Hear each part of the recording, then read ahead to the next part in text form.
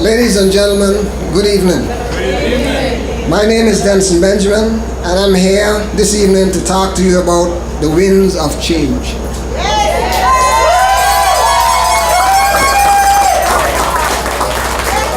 We talk a lot about the young people being the leaders of tomorrow. Well, for the 1st District, that tomorrow is now.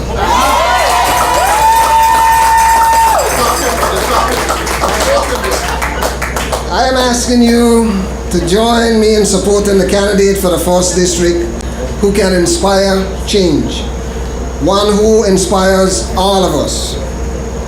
One who can lift our vision and summon our hopes and renew our belief that the best days for the 1st District is yet to come.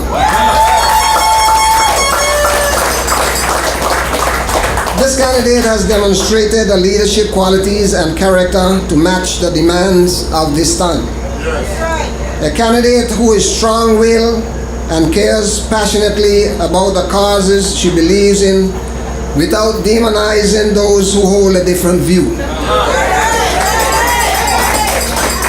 A candidate who will not be trapped in the patterns of the past but generates new hope that our greater days for the 1st District is still ahead. Ladies and gentlemen, people of the 1st District, I am privileged and proud to stand here this evening and offer my support and commitment to making Shana Mary Ann Smith the next representative for the 1st District.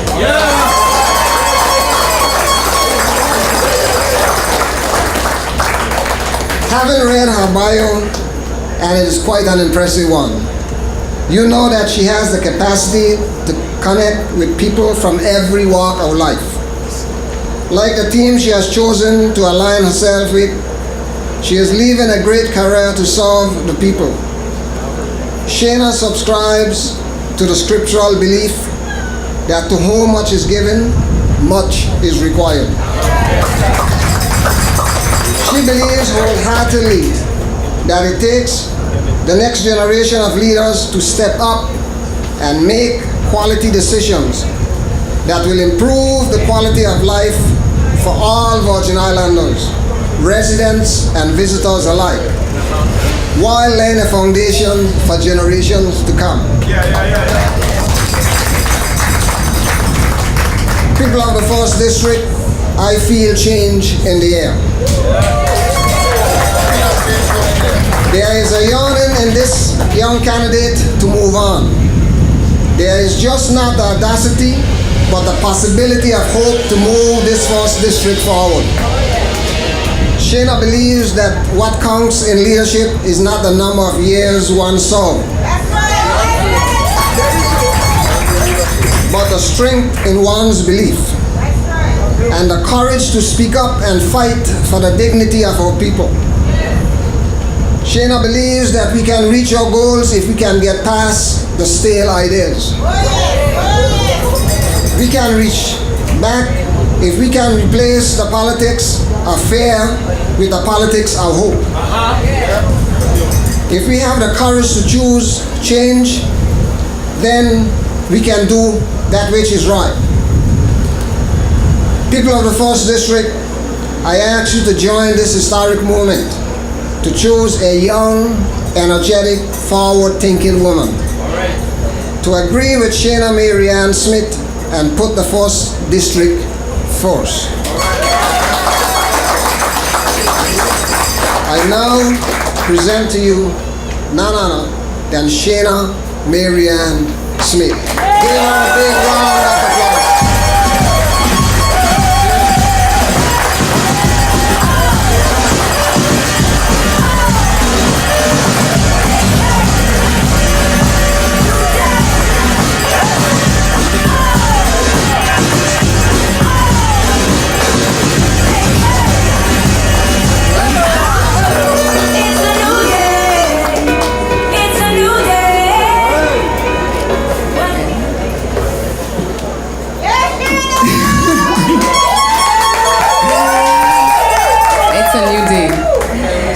Family, friends, supporters, good evening.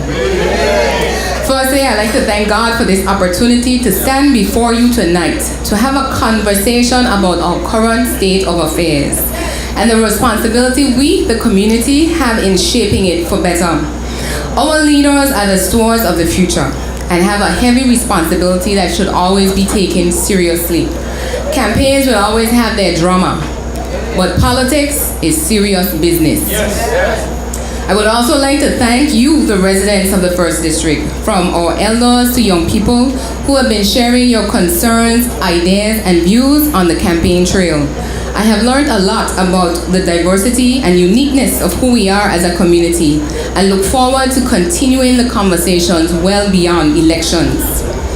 When I look around our district and see the trash along the roadside, drainage issues in the bottom right across the way still to be addressed, overgrown brush, disrepair of the community centers, basketball courts and play areas, incomplete park projects, the clinic, exactly as I knew it in my school days at my Caposville Primary School alma mater, now the Leonora Delville Primary School, in the early 80s.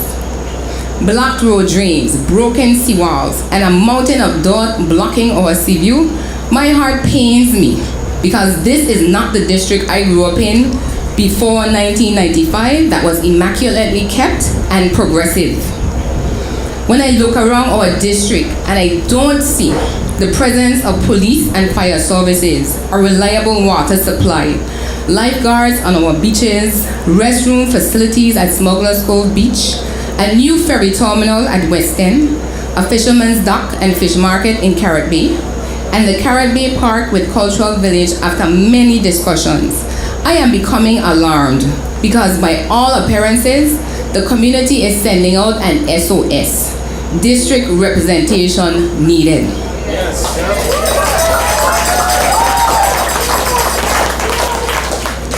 When I look around our district and I see nothing being done to represent the interests of over 50, I counted them this morning, 50 small and medium-sized businesses that provide jobs for persons inside and outside the district while contributing to the national economy in the tourism, agriculture, and fishing industries.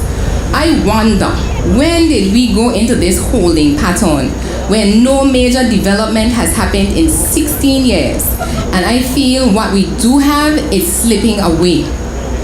I am the type of person that I can't see something not working and do nothing. So I ask myself, how can I contribute to fixing this wayward state of affairs? Having worked in the public service for 8 years, I have been exposed to the mechanics of government and understand how to get things done, and know that a ministry portfolio is not needed, as proven by my colleague, Honorable Marlon Penn, in the 8th District, to make sure your district is represented to the fullest. I am inspired by his diligence as an advocate and leader, and I pause here to salute you, my friend.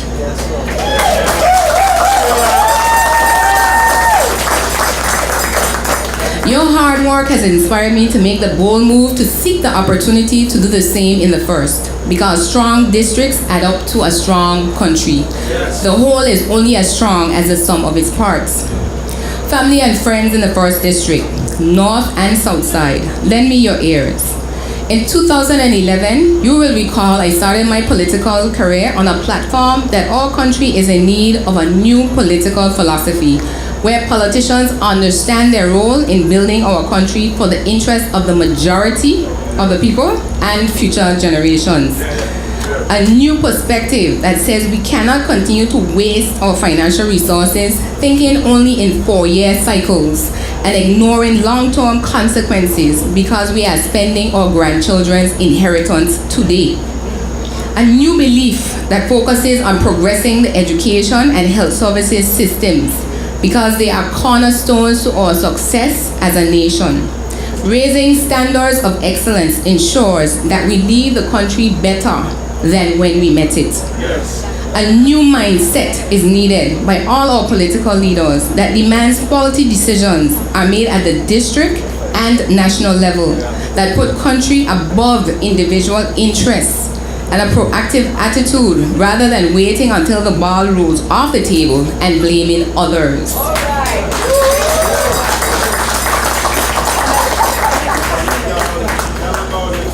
When I took on the challenge of being the assistant project engineer on the Peebles Hospital project in 2012, and eventually the project engineer in 2014, I sat in an advisory committee meeting and notified the members that I am not here to camp out.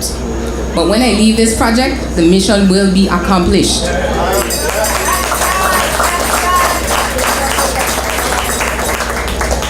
I had seen this project languish long enough, just like you, and people suffering because of the lack of adequate facilities, and now it was time to do something.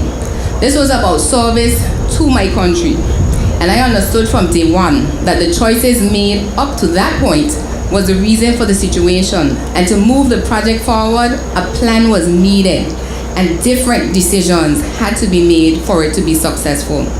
So amidst the naysayers, and we had a lot of them, we worked for 3 years to have the outcome we have today.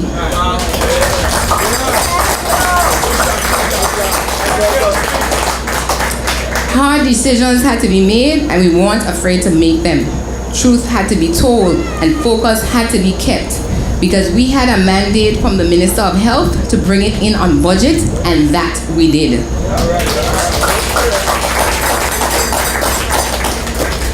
I'd like to pause here and publicly thank Ronnie W. Skelton, the Minister of Health at the time, for the opportunity to have this invaluable experience to hone my leadership skills, and for his dedication and support to the task. Thank you, sir.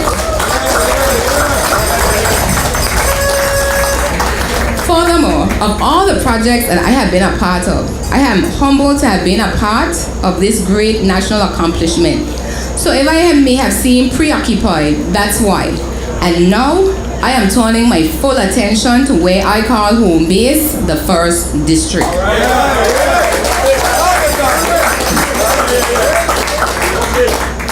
I see great potential in this, the western end of Tatola, from Windy Hill to Steel Point to Cox Seat. I see a community where the quality of life is top-notch because public safety is first. We won't have to worry about falling rocks going around the bluff during inclement weather because the alternate road from Towers to Packwood Pond is paved. Adequate guardrails are in place along the seaside and hillside roads, and the seawalls are repaired, and our roadsides are litter-free and not overgrown with brush. I see additional solar street lights and sidewalks for safe travel by vehicles and pedestrians around the district. I see a community that partners with government to maintain its community centers and recreational areas as park custodians that ensure they are clean and safe. We, the community, have to step up and do our part as the government continues to do theirs. I see job opportunities beyond bush cutting contracts, but as a business opportunity for our young men to form a small business that services the roads and keep the place, as one resident said it, as if somebody lives here.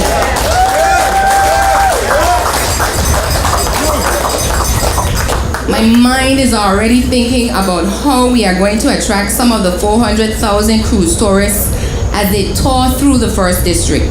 If we only get 10% of that number, spending a minimum of $20 each, let's do the math.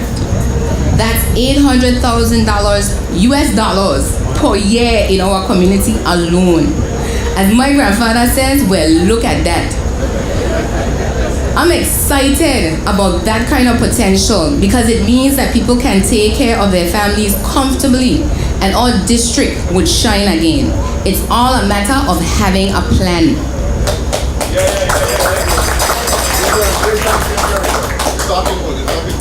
The sea is part of our heritage, and I'm already brainstorming ideas on what can be developed on the Western landfill that involves the marine industry, and in particular mega yachts in an environmentally friendly way.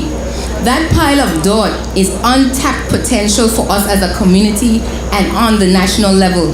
I am looking forward to the conversations around how we move forward on this. Picture with me the landfill in Carrot Bay, developed into a cultural park where tourists and locals can buy a straw broom, a patchwork mat, a fly catcher, miniature fish pots, and other locally made crafts and pastries by our seniors as souvenirs. A place where visitors and locals alike can get fresh fruits and ground provisions grown by our local farmers and fish caught by our fishermen.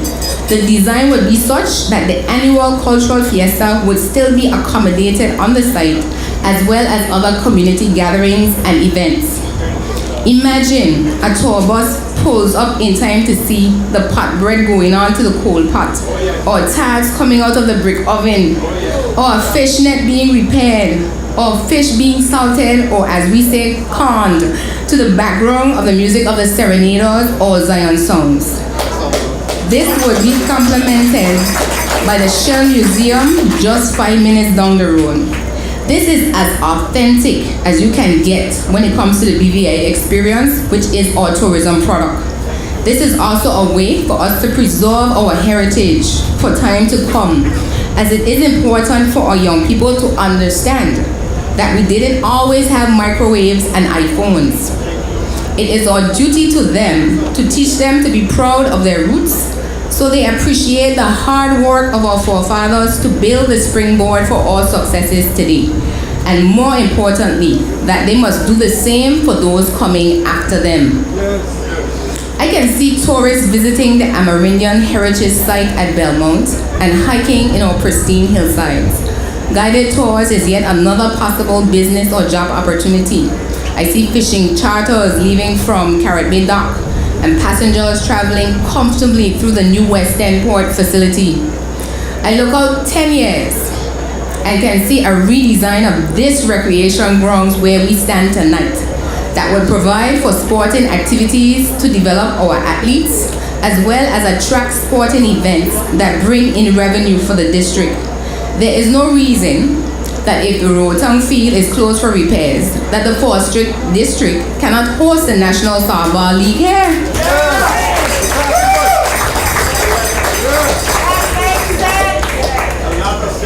In the 4th District, we have the architectural resource persons that are some of the most talented around to design it and contractors that can build it.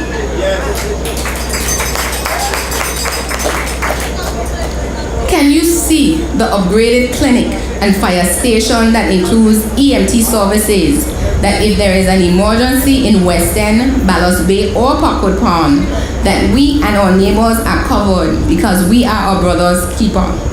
District 2 and 3, we together.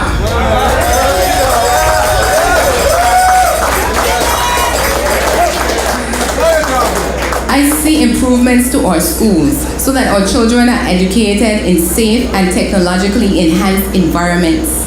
I see us reviewing all existing programs and enhancing them to make them better, and introducing new ones as we continue the ongoing dialogue of ideas. One such suggestion I received while visiting the seniors program was that the clinic services be resumed at the Abraham Leonard Community Center, so health services is closer to them as they need access. Mr. Minister, I've delivered the message.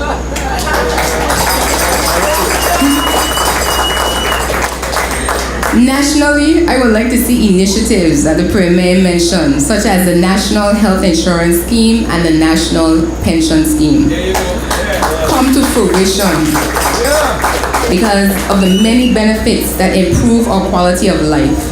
Too many persons are wondering how they will survive after retirement, and government has to mitigate, or else there will be poverty amongst our retirees. I would love to see the completion of the new seniors' home, so that our seniors can comfortably enjoy their golden years. I look forward to seeing alternative energy utilized on the main grid, and environmental legislation that protects our second most valuable asset, the environment. As a project manager, I understand the importance of being a part of a good team because more can be accomplished with others. I joined Dr. Smith and the National Democratic team because I believe that his vision is one that believes in building a better Virgin Islands by looking after its people.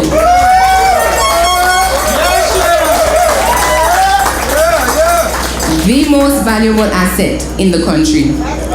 I believe a new direction for the country has been set in the past 3 years, and the Virgin Islands are on a progressive path. There is still much work to be done that could not be accomplished in 4 short years, and therefore another term is needed to carry on the progress made.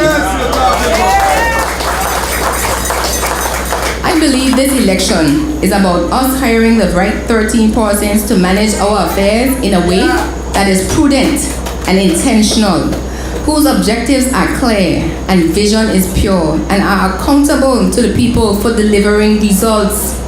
I believe that as your district representative, I am your agent of change, being vigilant over the community affairs and advocating for action according to your district agenda. As your representative, I will put the first district first by communicating regularly, not once a year, through town hall meetings and being accessible through a district office. Because I am here to serve as we together work to make our district a community we are all proud to call home.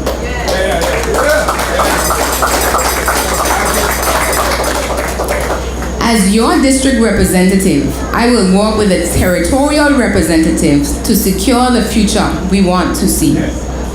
I believe Andy Stanley, one of my favorite authors, describes best how I feel tonight when he said, and I quote, "Dreamers think about how nice it would be for something to be done. Visionaries look for an opportunity to do something." I stand before you tonight to declare I am seeking the opportunity to put the first district first by focusing on improving the quality of life for everyone, not just a select few.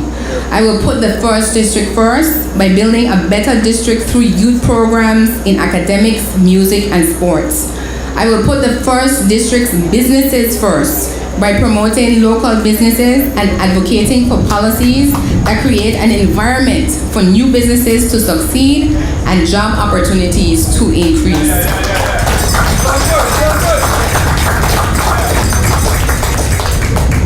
I will put the first district first by leading the charge for the many key infrastructure projects mentioned earlier.